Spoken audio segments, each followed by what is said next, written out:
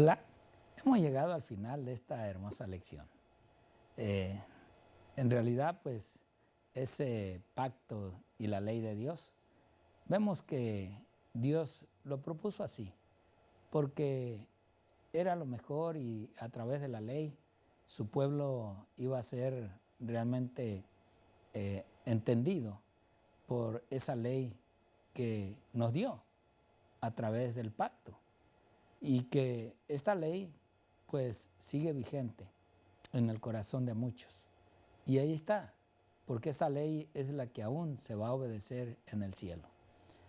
Por eso yo te invito para que en esta semana, si tú en realidad crees que esa ley ya fue clavada en la cruz, la puedas analizar, puedas ver tanto el Nuevo y el Antiguo Testamento, o aún el Antiguo Testamento y el Nuevo, y comprobar texto por texto si realmente esa ley que fue introducida a través de este pacto que Dios hizo con las naciones, con su pueblo, con sus hijos, hoy tú como hijo de Dios que dice ser, como ese cristiano que estudia y que analiza la palabra de Dios, pueda comprender que realmente Dios es un Dios de regla, un Dios de orden, un Dios que desea lo mejor para sus hijos y que a través de esta ley, pues muchos de nosotros podemos dar testimonio, porque a través de ella conocemos en plenitud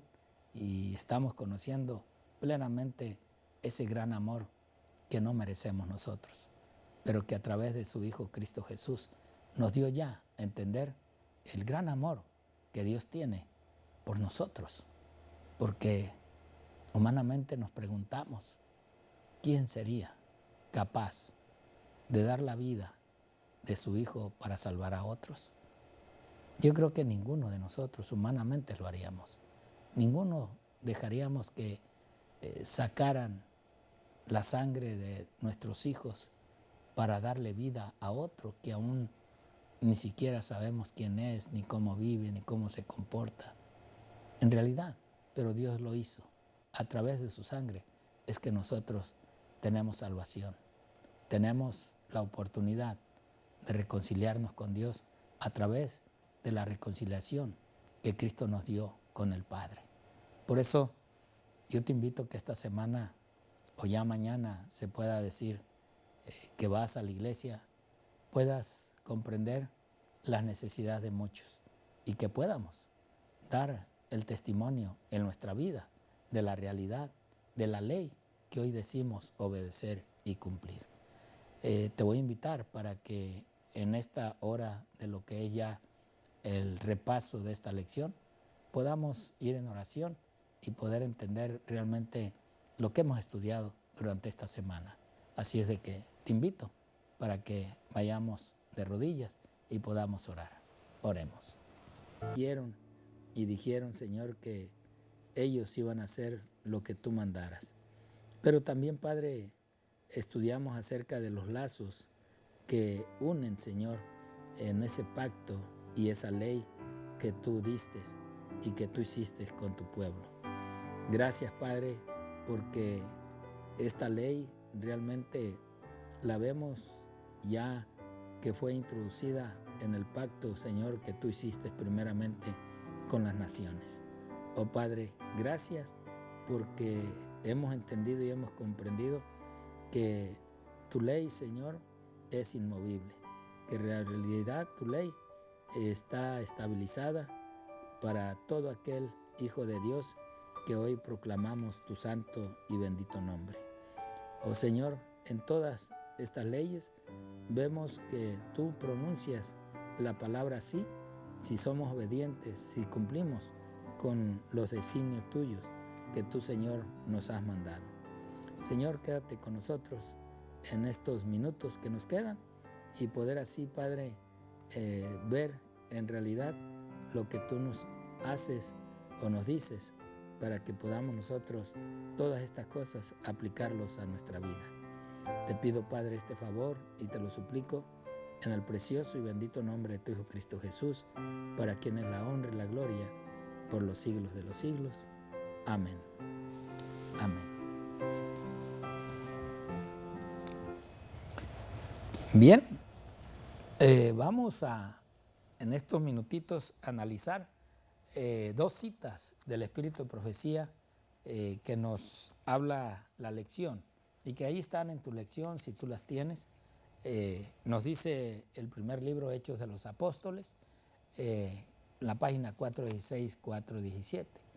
Ella dice, en los preceptos de su santa ley, Dios ha dado una perfecta norma de vida. Vean, una perfecta norma de vida. ¿Cómo vas a llevar una vida normal? Pues solamente viendo y leyendo la ley de Dios, lo que realmente Dios quiere para nosotros. Y ha declarado que hasta el fin del tiempo esa ley, que no ha cambiado ni en una sola jota ni en una tilde, sostendrá su vigencia ante los seres humanos. Bueno, en el libro de San Mateo, capítulo 5, versículos 16, 17 y 18, Cristo nos habló de esa ley que es vigente y que ninguna jota ni ninguna tilde ha sido movida de ahí hasta que todo se ha cumplido. Por eso la sierva del Señor dice, Cristo vino para magnificar la ley y engrandecerla. ¿Cómo la magnificó y cómo engrandeció la ley el Señor? Porque hablaba de la ley, porque explicaba la ley. No, porque aunque la hablaba y le explicaba, él vivía lo que la ley decía. Él vivía y daba testimonio de lo que realmente había que cumplir y había que hacer. Y dice la sierva del Señor, mostró que se funda en el amplio conocimiento del amor a Dios y al hombre. Por eso él habló de esos dos nuevos mandamientos. Y no es que hayan sido nuevos en realidad, eran nuevos para aquellos que pues decían, hay 10. Pero hoy en día seguimos diciendo, hay 10. Y que estos dos que dio el Señor Jesucristo, pues estaban basados en esas dos tablas. En uno, pues vemos nosotros 6 y en el otro vemos 4. Así es de que, pero que uno va dirigido a Dios Padre, a Dios Santo y el otro al prójimo o a nosotros mismos. Por eso ella dice, y que la obediencia a sus preceptos abarca todos los deberes de éste. Su propia vida es un ejemplo de obediencia a la ley de Dios, la vida de Cristo. En el Sermón del Monte demostró que sus requerimientos se refieren no solo a las acciones extensas, sino también abarcan los pensamientos y las intenciones del corazón. Miren lo interesante y realmente el amor en Cristo que Él manifestó y mostró esa realidad al presentar al Padre de una manera amorosa, de una manera apacible, aún en la obediencia de los 10 mandamientos. Yo no digo, ¿verdad?, que en ese tiempo hablaban de que la ley ya no había que obedecerla. No, al contrario. Allí el problema era Cristo, porque en primer lugar los que tenían la ley no querían ver esa ley que Él vivía, esa ley que realmente Él realizaba a través de su testimonio, de su vida, de sus palabras, esa ley de amor, esa ley que Él profundizaba a través de sus actos y que hoy eso es lo que nosotros deberíamos de buscar, de hacer la divina voluntad de Dios y no la nuestra. Por eso, miren esta otra cita que se encuentra allí en el libro de Comentario Bíblico Adventista, tomo 5, en la página 472. Y dice ella, antes de que mediante el poder y la gracia de Cristo una persona pueda comenzar a observar los preceptos de la ley divina, debe tener amor en el corazón. ¡Wow! Esto es interesante. Antes de que mediante el poder y la gracia de Cristo una persona pueda comenzar a observar los preceptos de la ley y debe tener amor en el corazón antes. O sea, ya es buscado Dios, ya en realidad es buscado ese amor que necesitamos, ese amor que nunca hemos entendido y comprendido. Un amor, como hablamos a veces, un amor ágape, sin interés, sin esperar que nos contesten con lo mismo, que nos respondan con lo que nosotros hacemos. En realidad, un amor que no ve perjuicio, sino solamente lo que ve es juicio, y que en realidad pueda haber esa plenitud. Un amor divinamente que no lleve a ver la falta de los demás, sino un amor que pueda llevar a los demás a traerlos a los pies del Señor. Por eso ella dice, la obediencia a Dios que no nace del amor es tan imposible como inútil. Donde existe el amor a Dios, la persona automáticamente pondrá su vida en armonía con la voluntad divina, como está expresada en sus mandamientos. Esto es lo que nos lleva a ver a nosotros cuando realmente hablamos de la ley de Dios, del amor de Dios, y realmente entendemos y hemos comprendido esta ley divina, porque aún en eso hemos hecho un pacto con Dios de amar, de obedecer, de cumplir, y que en verdad nosotros podamos mostrar el amor de Cristo en nuestra vida, y que cada día entendemos y sabemos que hay luchas, y estas luchas, como dice Pablo, no son luchas contra carne y sangre, en realidad son luchas contra espíritus de maldad, demonios mismos, que a veces están metidos y usan aún muchas veces a los siervos de Dios. Si recordamos bien a Pedro, ¿verdad? Andaba con Cristo, caminaba con Cristo, vivía con Cristo, comía con Cristo, pero llegó el momento que el Señor le dijo, apártate de mí, Satanás, a Pedro.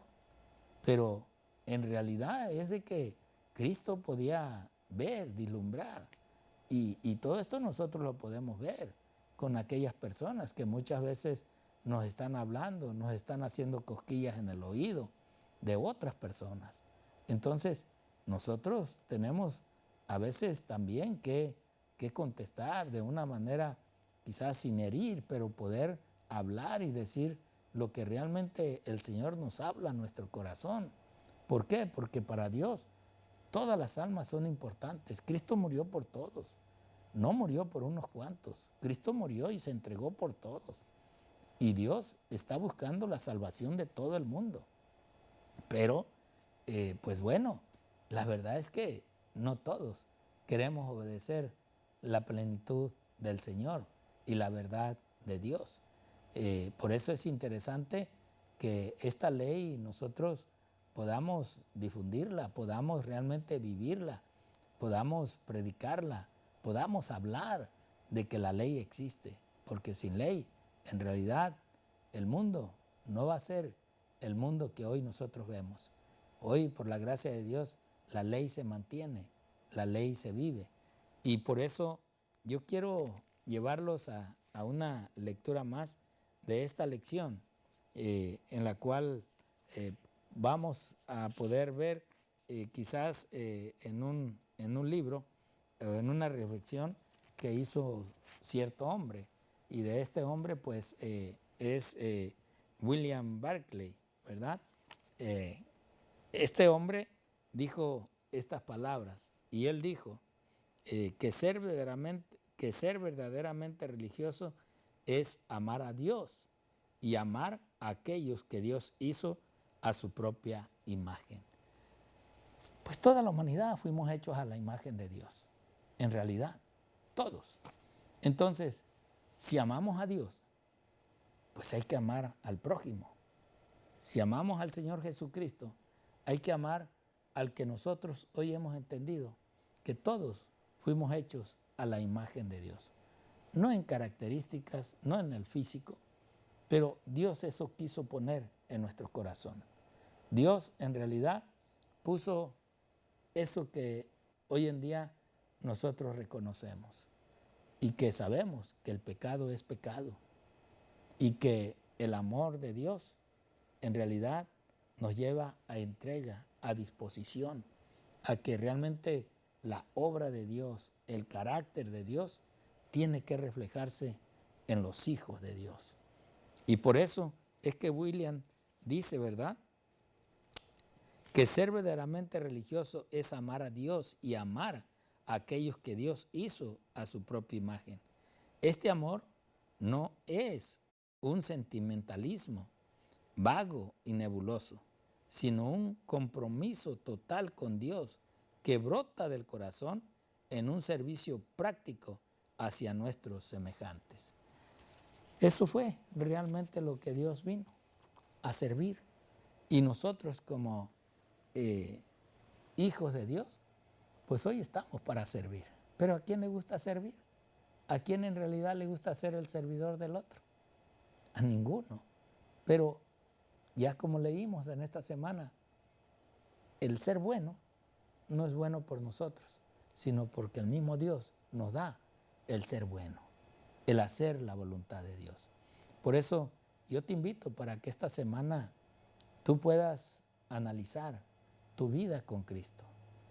Tú y yo, que somos predicadores de la ley de Dios, al predicar la ley, estamos predicando el amor de Dios. Pero no es que no sea tan importante el predicar la ley de Dios. Lo más que le da importancia a la predicación de la ley de Dios es el testimonio que nosotros damos a quienes les predicamos el amor de Dios. El ver ellos, ¿verdad?, lo que nosotros hacemos o realizamos, cómo nosotros nos comportamos. Y bien dice también la sierva del Señor que cualquier gesto que nosotros hacemos, los ángeles anotan, porque yo puedo estar pidiendo perdón, pero a veces mi gesto es de que no, en realidad ese perdón no viene de acá, sino va de aquí, nada más, para que los demás simplemente escuchen que pedí perdón. Pero el perdón está muy lejos de las intenciones de mi corazón. Y esa persona que yo no he aprendido a perdonar puede hacer, y es, como dice William, a la imagen de Dios. Porque tú y yo también somos hechos a la imagen de Dios. Pero Dios quiere que lo representemos con el amor que Cristo representó al Padre. Y hoy nosotros representarnos como Cristo debe ser presentado en esta tierra. Dios te bendiga, Dios te guarde y un feliz y hermoso sábado. Muchas bendiciones.